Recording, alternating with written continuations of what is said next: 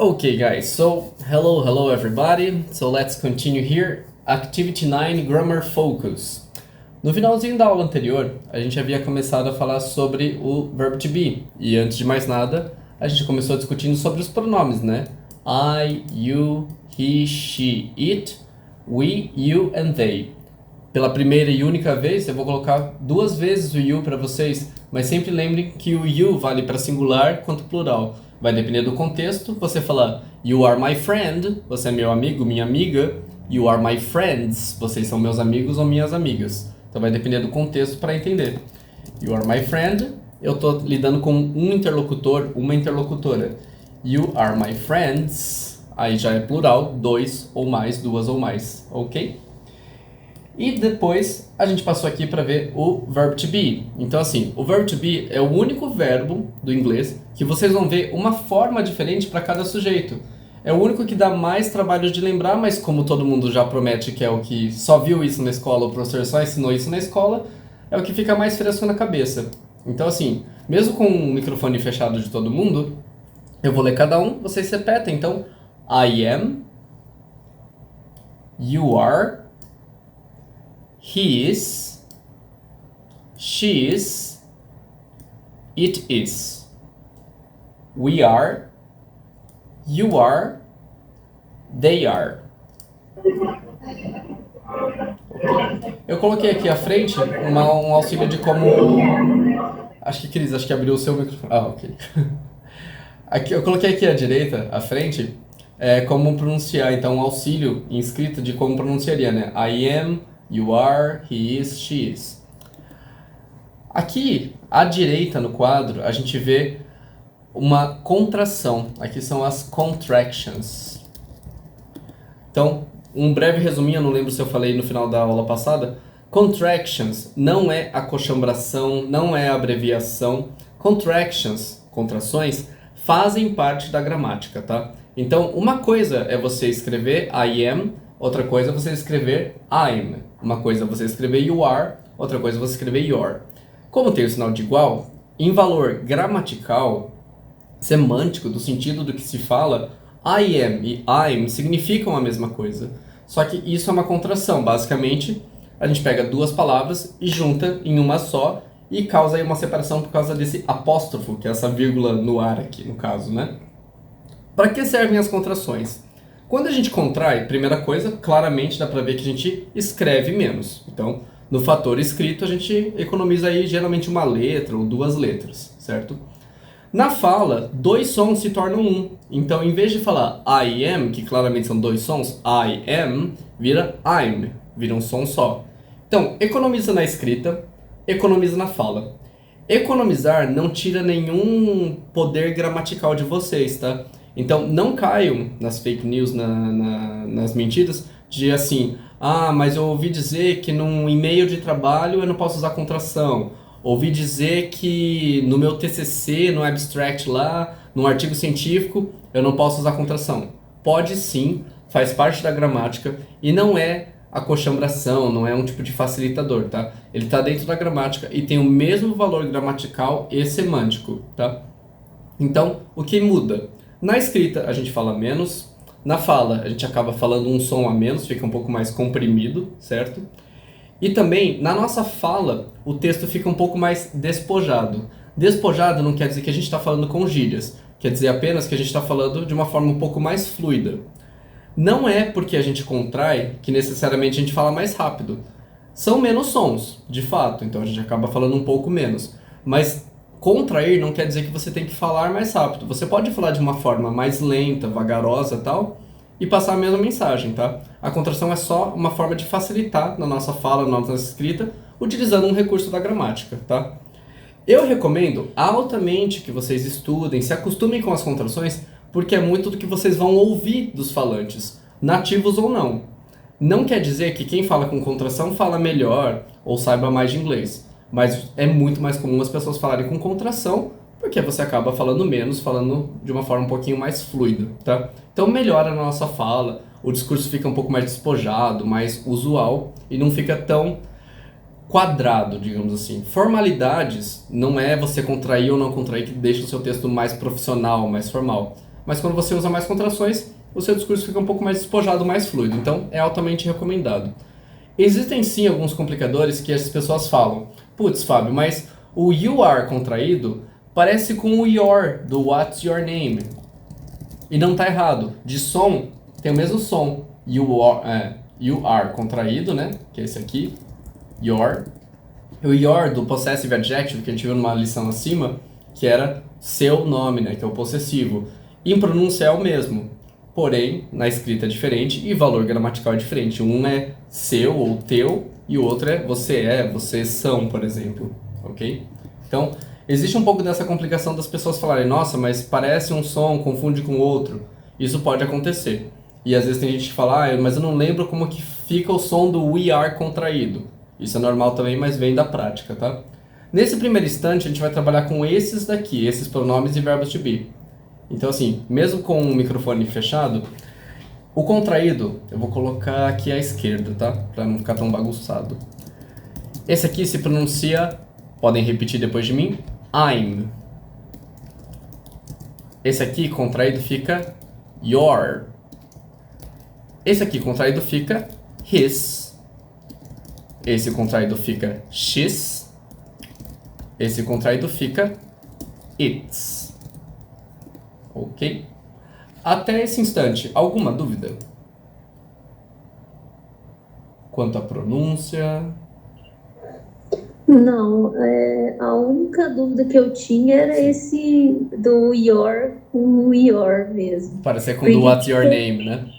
Isso, porque tinha pessoa que falava que a gente tinha que fechar um pouco mais para falar quando eu estava na escola, sabe? Sim. Falava assim que o your mais aberto, o your mais fechado, porque tinha diferença, mas assim, eu não consegui entender isso. Se a gente for a fundo na questão de sotaques, regionalismos, por exemplo, acredito que sim, talvez um sotaque ou outro haja uma diferenciação, sabe? Tipo assim, vamos pegar o inglês britânico, talvez o you are contraído fica muito como your.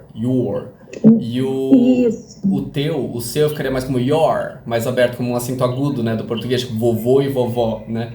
Pode acontecer sim entre os regionalismos, né, tipo as variantes regionais e tal, os sotaques, de haver uma diferenciação sim. Mas em valor, assim, sonoro, é praticamente a mesma coisa, tá?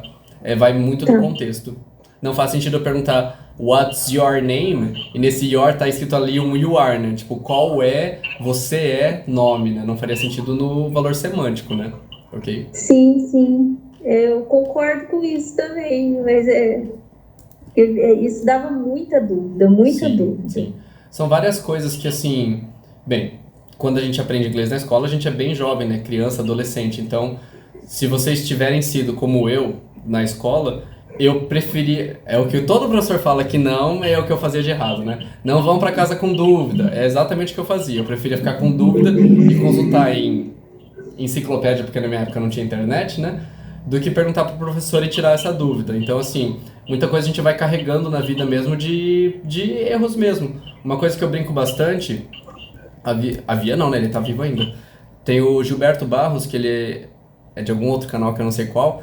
É um apresentador, ele falava muito essa palavra aqui como business. Então muita gente que cresceu aí nos anos 80, 90, quando ele estava mais em alta, tal, nos programas, aprendeu muito a falar business, porque ele falava bastante business. As Spice Girls, muitas vezes eu ouvia, que elas estavam lá em alta em 97, 98, eu ouvia muito Gilberto Barros falar, tipo, as Spice Girls. Então, muita gente da minha geração, pelo menos, ou pra trás, um pouquinho pra frente, começaram a falar girls. E é girl. Tem um R e um L, né? Girl.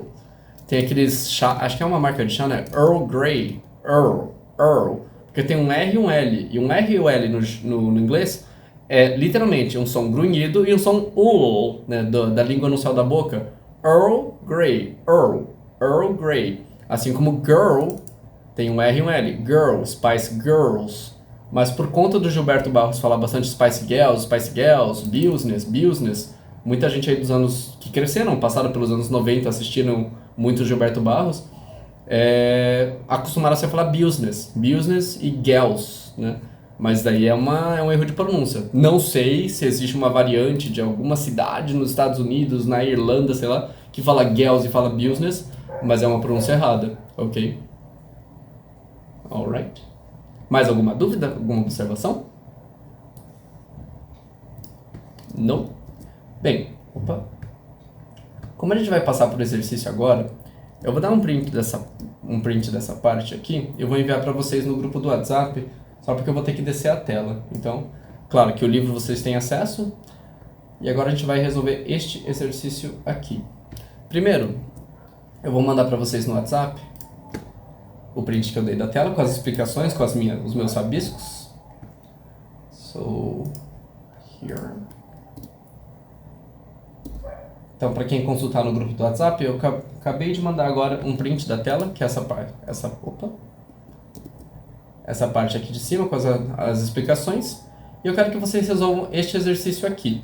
Eu sei que cada um está num lugar, né, tal, quem tiver com computador, computador não, é óbvio, mas quem tiver com caderno, algum bloquinho de anotações, eu vou colocar aqui uns números só de referência, tá, pra gente poder corrigir, ou se vocês quiserem anotar só numa listinha, num bloquinho de notas, seja no computador ou então num papel, só para vocês terem como uma referência, tá?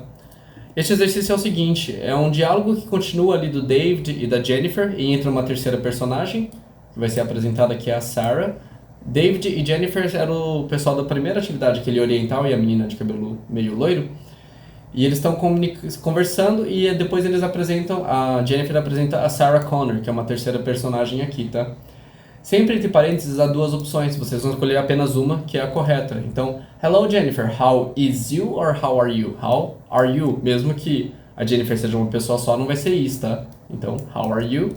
Que é o verbo to be que acompanha o you. Então, podem fazer 1, 2, 3, 4, 5, 6, 7, 8. É só escolher entre as duas opções de parênteses a correta, tá? Eu vou dar em torno de 2, 3 minutinhos, porque é um exercício mais curto mesmo de escolha, tá?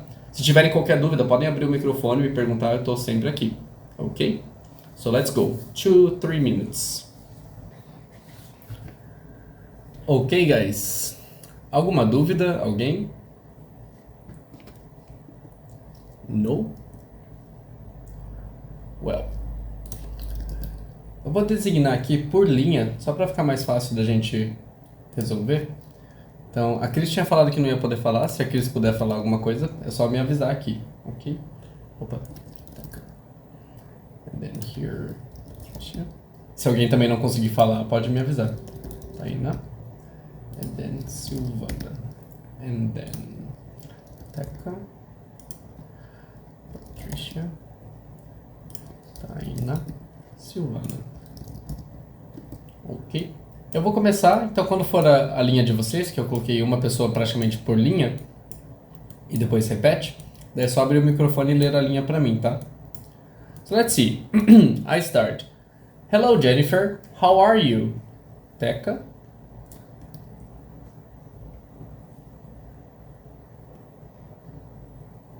I am fine, thank you. Thank you, I'm fine, thanks. Patricia. I'm sorry, what's our name again? Tainá. É a 3? Yes. It's David Medina. Very good. Silvana.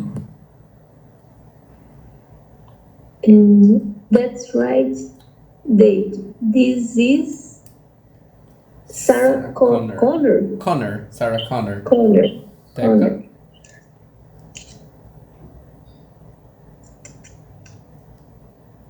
Teca now, number 5.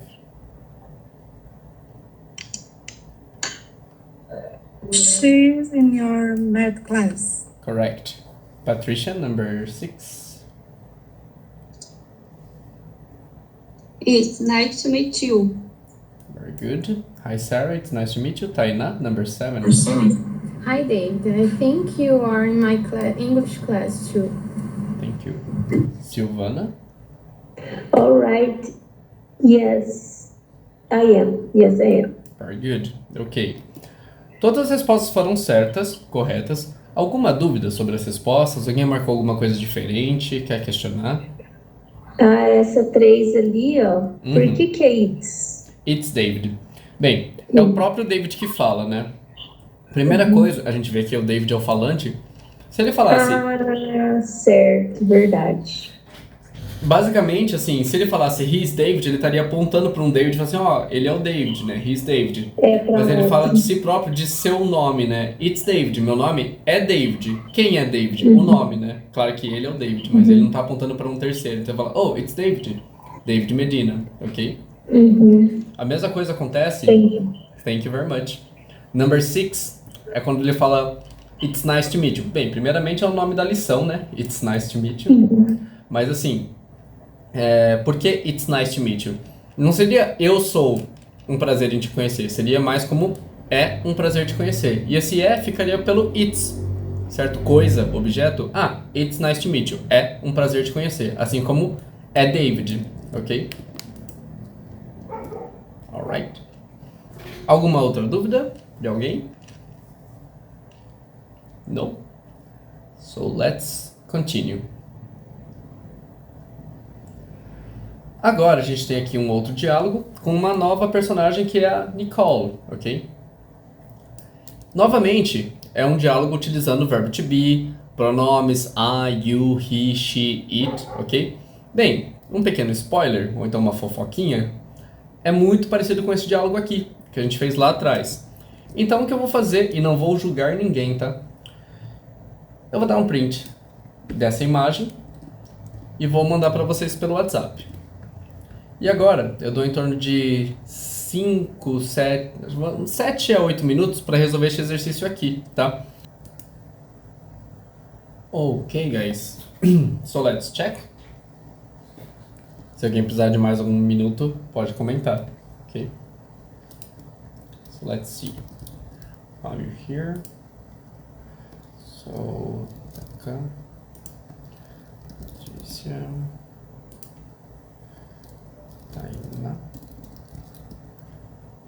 Silvana, Taka, Patrícia, Tainá, Silvana. Ok. Bem, eu começo. Se alguém não puder falar, eu espero e daí eu passo pro próximo. So, excuse me, are you Steven Carson? Teca?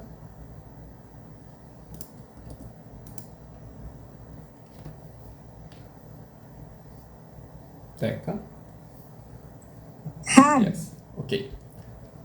Pode ler toda essa fala do David. No? Okay. No, I'm not. My name is David. Pode continuar.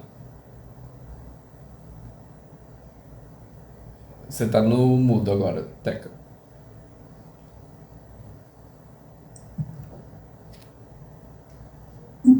David Medina. Steven. He's over there. Is over there. Yes. Over there. Eu não sei se eu escutei um his, mas tipo, aqui não utilizaria o he porque o David, o Steven já está ali, né? Ok. Steven is over there. Nossa, perdão, Patrícia, eu coloquei você no sorry. Pode ler esse então, Patrícia, depois você tem um outro. Oh, sorry. Very good, thank you. Tainá. Are you Steven Carson? Silvana. Yes, I am. Very good. Teca.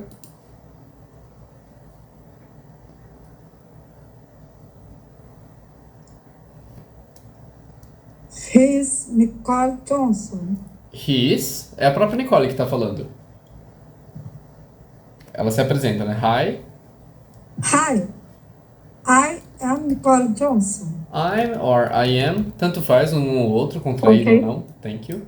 Patrícia. Oh. Oh, she's in my math class, right? Não discordo. Acho que é a primeira vez em uns 14 anos que eu trabalho com esse livro que alguém responde She's in my math class. Não estaria errado, porque talvez ele esteja perguntando pro David, né? Tipo, ela tá na minha aula de matemática. Eu nunca tinha pensado nessa possibilidade. Eu nunca tinha pensado nessa possibilidade em mais de 10 anos com esse livro. O que todo mundo responde, geralmente, talvez alguém tenha colocado, seria You're in my math class, né? Que o Steven fala direto com a Nicole e fala, você tá na minha turma de matemática, né? You're in my math class, right? Mas a sua resposta não tá errada, porque ele tem um terceiro personagem. Então, às vezes ele tá falando com o David, que já é amigo dele, e pergunta, não, ela tá na minha aula de matemática. Thank you very much. Mais 10 anos eu nunca tinha pensado nessa possibilidade. Tá certo, é possível. Thank you. Tainá? Yes, I am. Very good. And Silvana?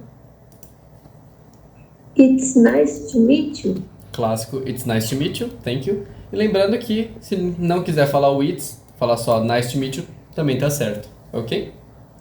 Thank you very much, guys. Até aqui alguma dúvida? Ok. So let's continue. Só com uma observação nessa atividade 10 aqui, pronunciation, linked sounds. Aqui entra muito naquele âmbito que as pessoas falam, nossa, é difícil entender quem fala inglês, porque eles falam tudo embolado, eles juntam tudo na hora de falar. Talvez eu já tenha até comentado aqui em sala, nós, em português, não falamos palavra por palavra. A gente também conecta as coisas quando vamos falar. Se a gente falasse palavra por palavra, ia dar esse tom meio robótico e até antinatural, né? Então, naturalmente, em português, a gente vai fazendo as conexões, vai vendo que som se combina com o que. Tem pessoas que falam mais rápido, pessoas que falam mais devagar, tem pessoas que literalmente falam mais embolados. Existem sotaques regionais tal que soam diferentes dos outros. Tem quem fale um pouco mais arrastado, tem quem fale mais acentuado, tem quem fale mais rápido. Então, a mesma coisa acontece com qualquer outro idioma. Mas isso não é meramente uma coisa que vem de espírito ou do além. É uma coisa que tem algumas regras que ajudam a gente a chegar nesses sons conectados, que são os linked sounds. Aqui, uma observação que ele faz é, uma palavra que termina com consoante, como I'm, e a próxima começa com vogal, como Antônio, naturalmente faz essa conexão. E daí se fala I'm Antônio, que é mais natural do que falar I'm, engole, Antônio. I'm Antônio, I'm Antônio. I'm Antônio, hi, I'm Antônio, I'm Angela, I'm Octavius, I'm Ima. Então, quando uma palavra termina com consoante e a próxima começa com vogal, é natural fazer essa conexão. Mas, Fábio, e se o rapaz se chamasse de fato Mantônio? Será que não ia causar uma confusão do cara, tipo, chamar Mantônio ou chamar Antônio? Porque, de fato, ficaria I'm Antônio, I'm Antônio, I'm Antônio. Porque, segundo a regrinha pra gente pensar, quando uma palavra termina com uma letra e a próxima começa com a mesma letra, também se conecta. I'm terminou com M. Mantônio, esse nome aí que eu criei, começa com M também. Então, peraí. Então quer dizer que a leitura de I'm Antônio e I'm Mantônio ficariam iguais? Bem, de fato sim. Por regras de pronúncia, uma consoante com uma vogal se conecta. Então, em vez de Antônio, ficaria I'm Antônio, I'm Antônio. Se uma palavra termina com uma letra e a próxima começa com a mesma letra, também se conectam para fazer esse som mais conectado e ficaria I'm Antônio. Mas, Fábio, se eu falo igual esses dois, como que eu vou saber se o cara chama Antônio ou Mantônio? Aí você pergunta pra ele. Naturalmente, a gente vai esperar que seja Antônio. Se o cara for Mantônio, eu infelizmente devo dizer que cabe a ele mostrar essa diferenciação, porque o mais comum é Antônio. Se o cara de fato se chamar Mantônio, daí talvez ele vai notar isso numa uma correção. Quantas vezes eu escrevi no meu nome errado? Porque meu nome, por exemplo, é Fábio Kusumi Otuka. Podem pensar que meu nome era com C, já vi escrito meu nome com 2 S's, já vi meu nome escrito Kusuni, não sei porque pensaram num N, talvez eu pronunciei mal. Já vi Otuka escrito com C, Otuka, certo? Já vi escrito só Tuka, Fábio Kusumi Tuka. Então assim, cabe a mim, num cadastro que for errado, ou então, já para evitar essa diferenciação, com soletrar, né? A partir do momento que a gente sabe soletrar, a gente pode prevenir essas coisas. No caso do Mantônio, perdão a ele pela não popularidade do nome dele, talvez ele tenha que se explicar para dizer que o nome dele é Mantônio, not Antônio. Mantônio, with M, starts with M, começa com M. Daí cabe ao Mantônio se explicar para ajudar, ok? Aqui, novamente, uma palavra termina com consoante, a próxima com vogal. Só que, nesse caso, a consoante que aparece é um S. E a gente conhece do português que um S, quando se junta com uma vogal, na verdade no português um S entre duas vogais, faz som de Z, como casa e asa, né? Então aqui vai falar She's over there. She's over there. Se eu fosse colocar entre barrinhas como se pronuncia, she's over there. She's over there. She's over there. Aquele S soprado que a gente conhecia do she is, que vira x, quando se conecta com uma vogal à frente vira she's over there, she's over there. Então causa um som de Z como a gente já conhece do português de asa e casa, ok? Aqui, uma última observação. Palavras que terminam em consoante E, por exemplo, aqui, por exemplo, aqui, por exemplo, aqui. Outras palavras que a gente conhece bastante, like, love, a gente vai ver logo aqui à frente, o número 5, o número 9. Palavras que terminam em consoante E, este E não se pronuncia. Então, desmistificando essa coisa de dar um like, like, termina no K. Esse E é como se ele não tivesse ali. Então, melhorando a nossa pronúncia em 20%, assim, em comparação aos demais brasileiros que aprendem inglês, que a gente tem o costume de falar, dá um like, Wagner Love, no caso, like, termina o som no K, porque essa palavra se termina com consoante E. Então, ao invés de falar love, love, corta esse E da pronúncia. Em vez de falar, number 5, tinha um grupo de boy band da minha infância que era o Five, né? Five, termina no V. Nine. Então, like, love, 5, 9. A gente mata esse som desse E. Então, em vez de practice, termina no C. Notice, termina no C. E aqui a gente conheceu lá da última atividade, que não é you're. Então é you're in my class. Pera, então vamos lá. Se não pronuncia o E do consoante E, o último som que eu escuto é de uma consoante, da letra R. In é uma vogal.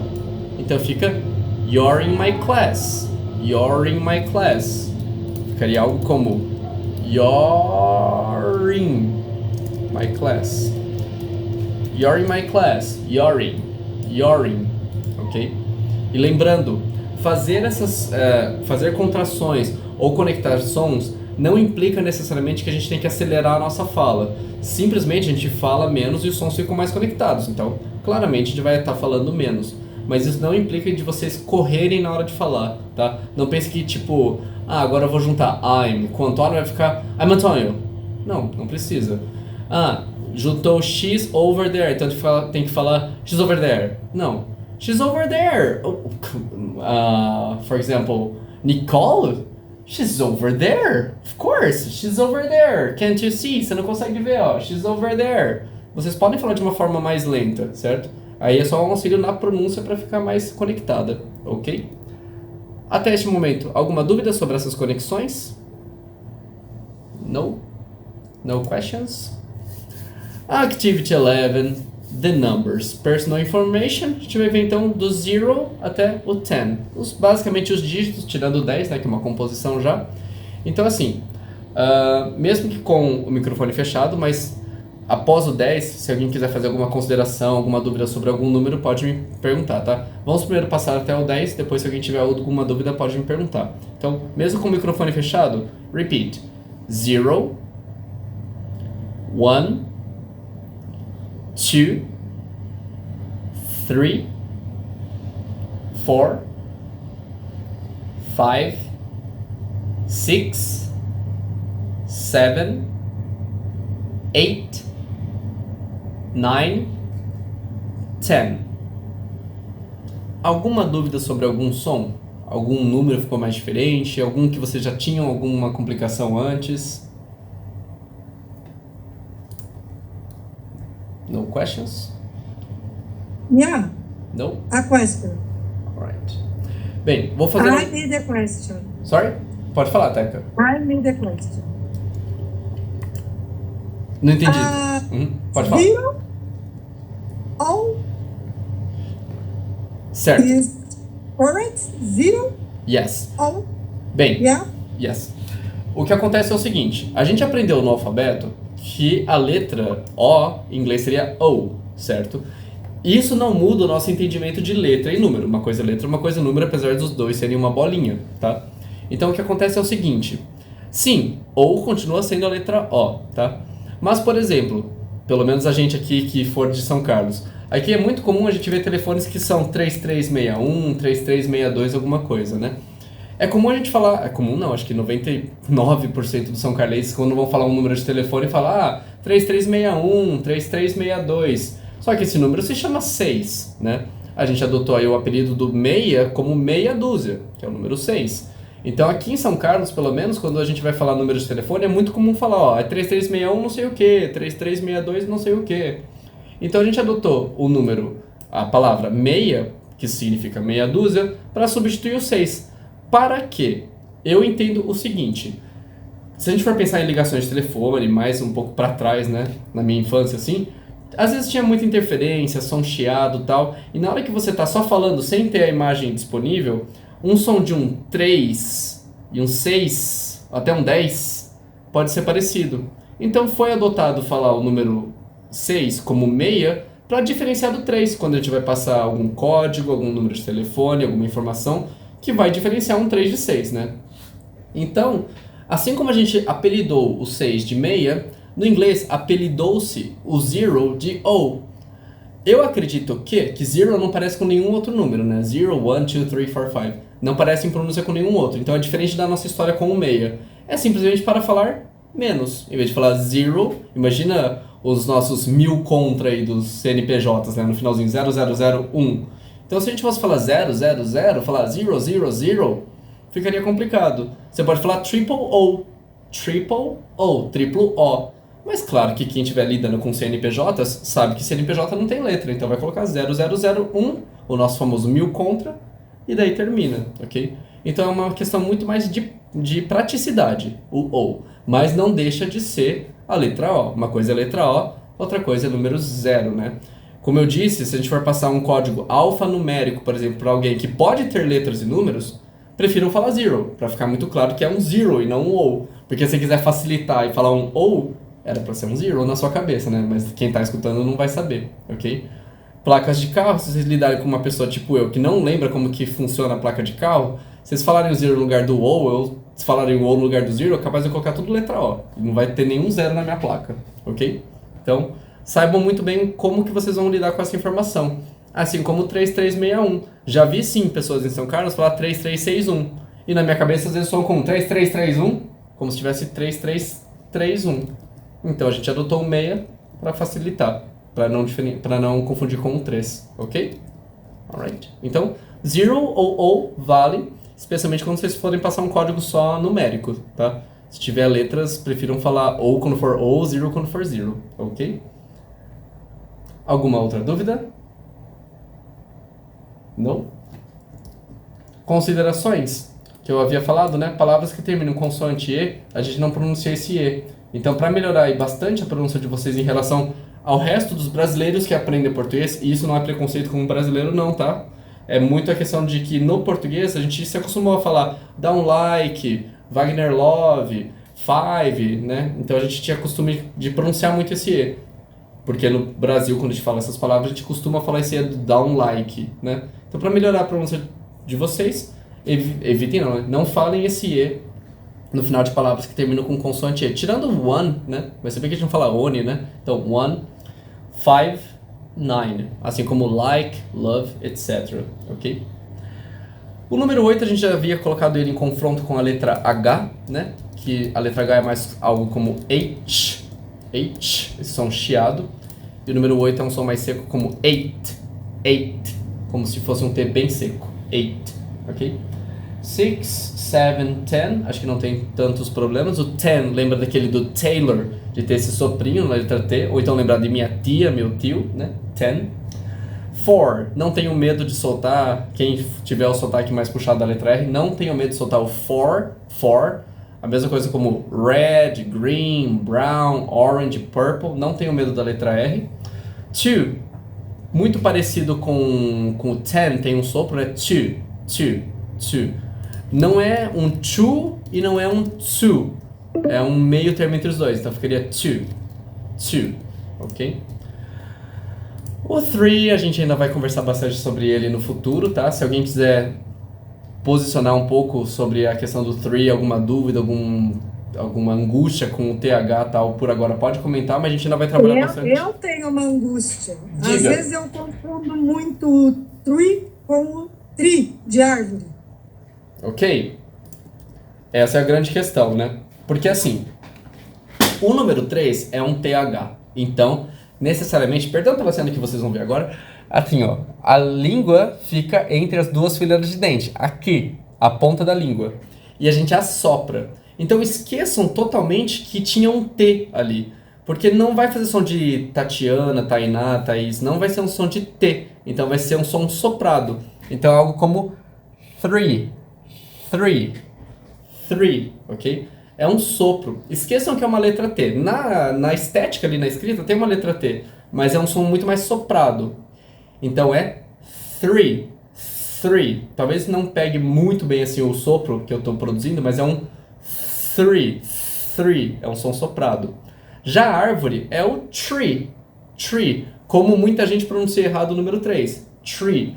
Algo como, se eu fosse escrever, uma coisa assim. Tree, tree. Para árvore, né?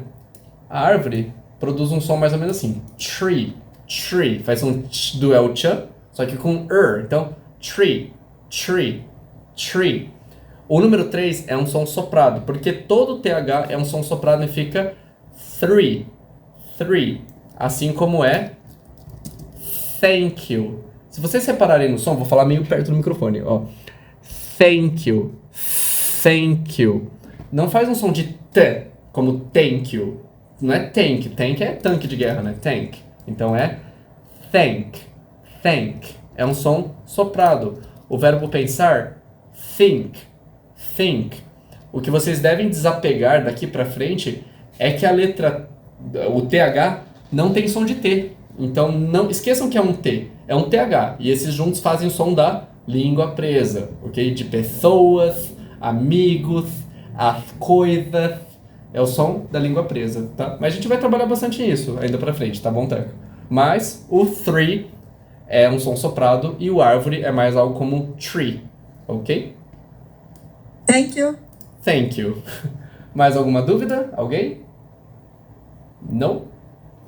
Só para encerrar então a aula de hoje, eu vou apresentar para vocês aqui 2 símbolos muito importantes aí no mundo digital. Falei igual um idoso agora, né? Mas assim, da questão de e-mails e símbolos que a gente usa muito no âmbito digital, âmbito de internet, tá? O arroba, ele se pronuncia @. Fábio, não tem uma preposição que é @? Exatamente, eu já chego lá. O pontinho é dot. Só que o que acontece no inglês?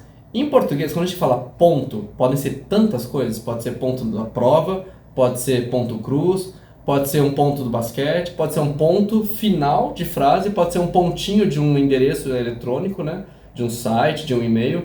Então, ponto em português pode significar várias coisas. Todos esses pontos que eu mencionei, no inglês, cada um é uma coisa, tá? Assim como eu brinco da questão de manga e manga, né? Manga pode ser manga de camiseta ou manga fruta. Então, o dot é pontinho de pontuação, tá? Pontuação. Foi ótimo, né? Minha explicação, né? Ponto de pontuação de endereços eletrônicos, e-mails, etc. Então, o famoso pontinho, tá? Então, esse é o dot. E o dot também vale para quando você faz, tipo, sei lá, pegar uma caneta e faz um pontinho na mão. Isso é um dot, tá? Que é meramente um pontinho. Não é o ponto final de frase, tá? O ponto final de frase... Ponto final de frase se chama period, tá? O pontinho que a gente encerra uma frase se chama period, ok? Num jogo de basquete, numa prova, a gente recebe points. Pontos de score, né? Opa, score. Escola, nota, esportes, ok? Esportes. Esses aí são os points que parecem com ponto em português, né? Então, cada ponto tem um nome em inglês, tá? Esse dot é meramente o pontinho dos endereços, tá? Então, só pra gente terminar agora, então, a questão do é o seguinte. Pra quem for aí mais do âmbito digital, do âmbito da computação, por exemplo, é só a gente pensar de onde surgiram os e-mails, que seria, tipo, correspondência eletrônica, né? Como era falado lá nos primórdios da internet, né? Então, o que é o endereço de e-mail? Que a gente até fala endereço de e-mail. É como eu consigo te mandar uma correspondência eletrônica. Na vida real, a gente tem endereços residenciais, de trabalho, etc. O nosso e-mail nada mais é que, literalmente, nosso endereço eletrônico. Como que uma correspondência chega na gente? Esse aqui é a nossa forma de encontrar, como nos encontrar de forma digital. Por exemplo, o meu e-mail, fabiocosumi@gmail.com. O que isso significa literalmente? Que eu sou este usuário, esta conta criada no Gmail, que está localizado aonde? At é uma preposição de espaço, de localidade, que está no servidor de e-mail, que pertence ao Google e tudo mais, e esse é o servidor, ou então, se a Tainá souber melhor para me falar como fala isso, é o servidor, seria o servidor do Gmail? Eu não sei se é servidor que falaria, mas assim... O Andrew falou que é provedor. O provedor, thank you very much, Tainá and Andrew, thank you.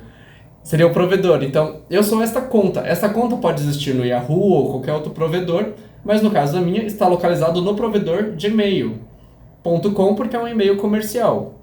Não é organizacional, não é governamental, é meramente um e-mail comercial. Então, este é meu endereço de e-mail, literalmente, de como você me localiza de forma digital. Por isso que no inglês a gente usa o arroba, e o arroba no inglês se chama @, ok? Agora, por que no português se fala arroba, que pra mim significa 15 quilos, né? Quando a gente vai medir peso de animais, geralmente de fazenda, né? Então, assim, não sei por que em português é arroba, acho que em espanhol é arroba também. Em francês acho que é arrobas. Então, todos os idiomas latinos aí seguiram pelo menos a mesma linha. Mas em inglês é at, como a preposição de localidade, tá? Como localizar o usuário Fábio Kusumi, que está localizado no provedor de e-mail e é um e-mail comercial. Ok? Alguma dúvida? Any questions? Ô, Fábio, Yes. no etc. A gente pode falar também dot. Ou não? O ponto. Deixa eu só confirmar certinho para não escrever besteira. Mas é elipses. Com 2 L's. Elipses. O nome do símbolo se chama elipsis. Eu não sei se tem a ver com elipse de circunferência, né, tal. Mas o nome dos 3 pontinhos em inglês é ellipsis, tá? Mas eu não sei se no inglês fala assim, tipo... I don't know, I traveled, I relaxed, ellipsis... Eu não sei se alguém menciona falando o nome desses 3 pontinhos, né? A gente, em português, né, quando a gente quer fazer um drama, tipo assim, e falaram comigo e blá, blá, blá, e ponto. Talvez em português a gente pode falar isso de uma forma dramática, mas o nome do símbolo é elipses, tá? Etc. Okay. Elipses, ok? Other questions? Alguma dúvida? Não. No? Ok, guys, so thank you very much. Muito obrigado.